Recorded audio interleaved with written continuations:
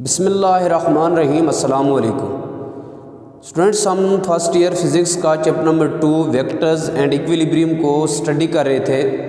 Previous lecture में हमने study किया था vectors addition by rectangular components को, और इंशाअल्लाह आज हम स्टडी करेंगे स्केलर प्रोडक्ट और डॉट प्रोडक्ट। ये टॉपिक हमारे पास है प्रोडक्ट ऑफ टू वेक्टर्स, और इसमें से जो पहला टॉपिक हमारे पास है वो है स्केलर प्रोडक्ट और डॉट प्रोडक्ट, और इंशाअल्लाह आज के इस वीडियो लेक्चर में हम इसी को डिस्कस करेंगे। स्टूडेंट्स, ये एग्ज़ामिनेशन पॉइंट ऑफ व्यू से बहुत ही इम्पॉर्टेंट टॉपिक है। कई बार ये एग्ज़ाम में लॉन्ग क्वेश्चन के तौर पर आ चुका है, और इसके अलावा इस टॉपिक के अंदर बहुत से इम्पॉर्टेंट शॉर्ट क्वेश्चंस और MCQs भी आते हैं। तो आपने इस लेक्चर को एंड तक देखना है। इंशाअल्लाह हम इसमें देखेंगे कि स्केलर प्रोडक्ट क्या होता है, स्केलर प्रोडक्ट में हम cos थीटा क्यों यूज़ करते हैं, और लास्ट पे फिर हम इसकी करैक्टरिस्टिक्स को भी स्टडी करते हैं। तो स्टूडेंट्स, सबसे पहले हम देखते हैं कि स्केलर प्रोडक्ट हमारे पास क्या होता है। तो स्केलर प्रोडक्ट को हम सिंपली डिफाइन कर सकते हैं, the product of two vector is a scalar quantity, then this product is known as scalar product. अगर दो वेक्टर्स का प्रोडक्ट हमें स्केलर क्वांटिटी दे रहा है तो उनका जो प्रोडक्ट है वही स्केलर प्रोडक्ट कहलाता है। या स्केलर प्रोडक्ट को हम ऐसे भी डिफाइन कर सकते हैं, डेफिनेशन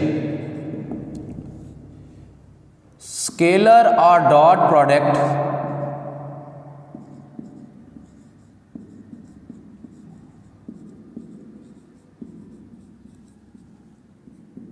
इज डिफाइंड एज, हम स्केलर या डॉट प्रोडक्ट को कुछ इस तरह से डिफाइन कर सकते हैं, A vector dot B vector. यानी अगर हमारे पास दो वेक्टर्स ए और बी हों तो इनका जो स्केलर या डॉट प्रोडक्ट हमारे पास आएगा वो आएगा magnitude of A vector magnitude of B vector into cos of theta. अब स्टूडेंट्स, हम देखेंगे यहाँ पे ए हमारे पास क्या है, बी क्या है, और कॉस थीटा हमारे पास क्या है। सबसे पहले हम देखते हैं कि ए हमारे पास क्या है। स्टूडेंट्स, हमारे पास यहाँ पे दो वेक्टर्स हैं ए और बी। हम यहाँ ड्रा कर लेते हैं एक डायग्राम। ये हमारे पास एक वेक्टर है ए, और यहाँ पे इसी के साथ हम एक और वेक्टर ले लेते हैं वेक्टर बी, और इनके दरमियान जो एंगल बन रहा है वो एंगल है हमारे पास थीटा। अब ये हमारे पास आ गया है वेक्टर ए बी, और इनके दरमियान जो एंगल बन रहा है वो बन रहा है एंगल थीटा। तो जब हम वेक्टर ए बी का डॉट प्रोडक्ट लेंगे तो ये इक्वल आ जाएगा magnitude of vector A magnitude of vector B, और साथ में कॉस ऑफ थीटा। कि हमने यहाँ कॉस थीटा क्यों यूज़ किया, हम यहाँ साइन या टेन भी यूज़ कर सकते थे, तो सिर्फ कॉस ही क्यों यूज़ किया है। तो याद रखिएगा स्टूडेंट्स, यहाँ पे जो वेक्टर बी है हमारे पास ये प्रोजेक्शन कर रहा है ऑन वेक्टर ए, यानी इसको हम प्रोजेक्ट करेंगे वेक्टर ए पे। अब वेक्टर बी की प्रोजेक्शन यहाँ पे है वेक्टर ए पे, तो यानी वेक्टर बी को अगर हम बेंड करें तो किधर आ जाएगा, वेक्टर ए पे, और ये अलॉन्ग एक्स एक्सिस बन जाता है। तो इसलिए एक्स एक्सिस के अलॉन्ग हमेशा हम कॉस थीटा यूज़ करते हैं, इसीलिए हमने यहाँ पे क्या यूज़ किया है, कॉस थीटा यूज़ किया है। यानी ये जो बी है इसकी प्रोजेक्शन है वेक्टर ए पे। अगर इसको हम बेंड करें टुवर्ड वेक्टर ए तो ये वेक्टर ए पे आ जाएगा, अलॉन्ग एक्स एक्सिस आ जाएगा। तो इसीलिए हम यहाँ पे क्या करेंगे, कॉस थीटा यूज़ करेंगे, क्योंकि वेक्टर बी की प्रोजेक्शन है ऑन वेक्टर ए, इसलिए हम क्या यूज़ करेंगे, यहाँ पे कॉस थीटा यूज़ करेंगे। तो स्टूडेंट्स, ये हमारे पास था dot product of vector A and B. अब अगर हम डॉट प्रोडक्ट लें वेक्टर बी और ए का, यानी A vector dot B vector के बजाय हम B vector dot A vector लें, तो ये हमारे पास आ जाएगा B vector dot A vector is equal to, ये हमारे पास आ जाएगा B A cos of theta.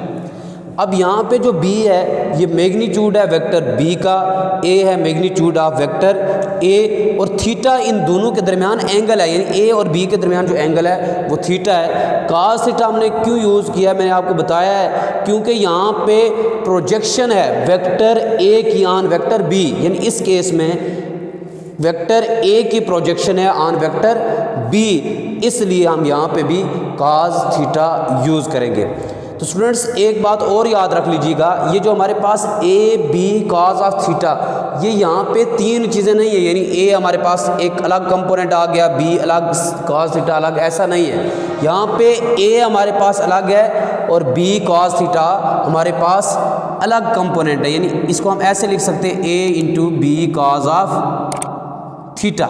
यहाँ पे क्योंकि बी वेक्टर जो है उसकी प्रोजेक्शन है ऑन वेक्टर ए, इसलिए हम यहाँ पे यूज़ करेंगे B cos of theta.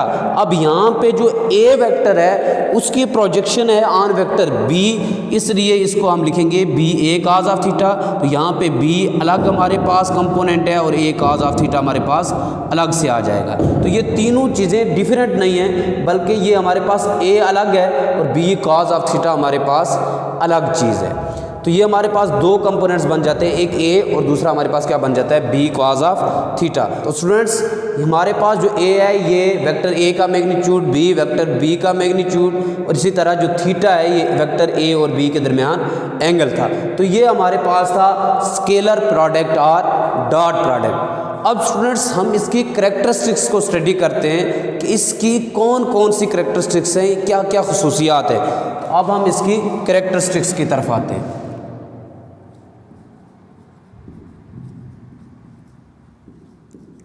Characteristics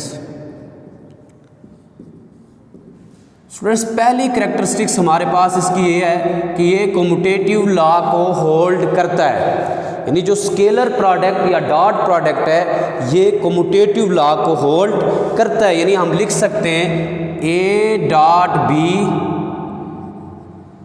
is equal to B dot A, यानी A vector dot B vector is equal to B vector dot A vector, ये हम लिख सकते हैं क्योंकि ये कम्यूटेटिव लॉ को होल्ड करता है। ये इसकी पहली करैक्टरिस्टिक्स आ गई। दूसरी करैक्टरिस्टिक्स ये है कि जब दो वेक्टर्स एक दूसरे के परपेंडिकुलर हो तो तब जो हमारे पास इनका जो प्रोडक्ट आता है वो हमेशा ज़ीरो के इक्वल आता है। दूसरा केस हमारे पास है परपेंडिकुलर,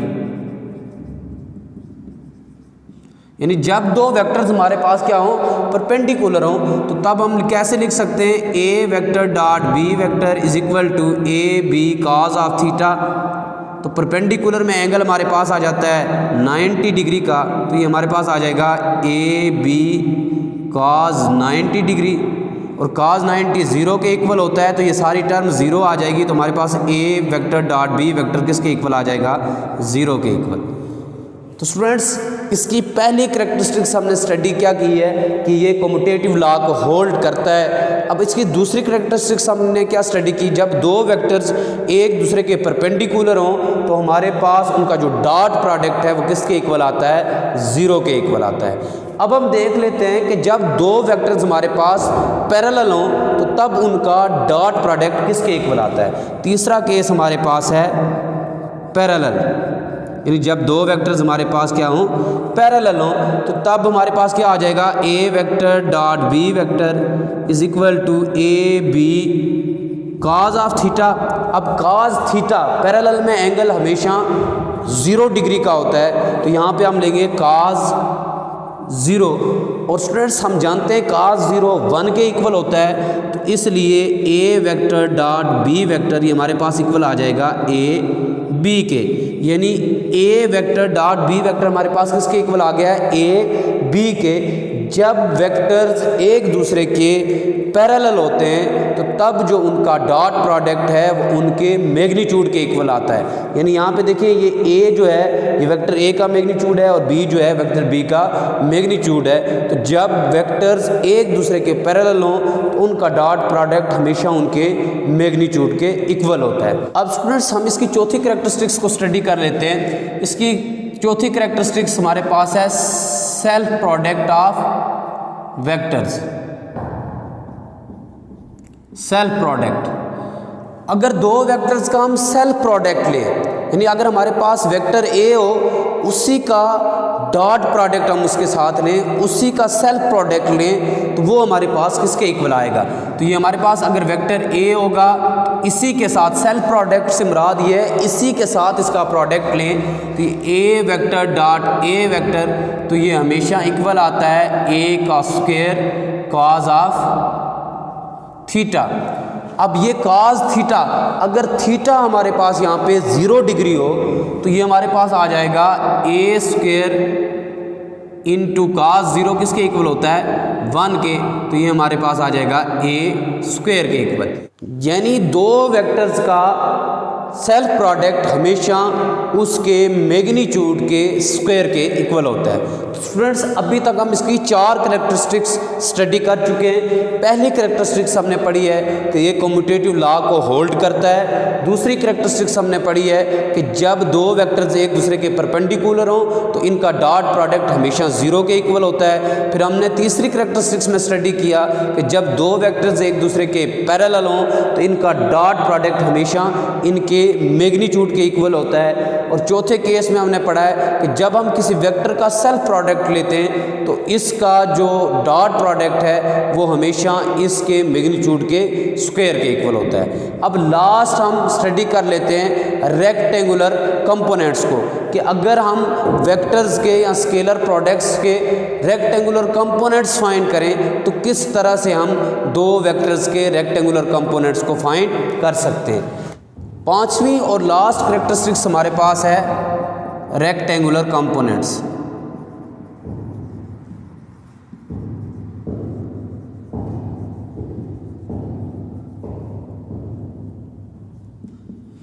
अगर स्टूडेंट्स हमारे पास दो वेक्टर्स ए और बी हों, अब ए वेक्टर्स के जो रेक्टेंगुलर कंपोनेंट्स बन रहे हैं वो है ए एक्स आई प्लस ए वाई जे प्लस ए जेड के, यानी ए वेक्टर के हमारे पास रेक्टेंगुलर कंपोनेंट आ जाएंगे ए एक्स आई प्लस ए वाई जे प्लस ए जी के। अब डॉट ऐसे ही बी वेक्टर के भी हमारे पास जो रेक्टेंगुलर कंपोनेंट्स बन जाएंगे वो होंगे बी एक्स आई प्लस बी वाई जे प्लस बी जी के। ये हमारे पास रेक्टेंगुलर कंपोनेंट्स आ गए।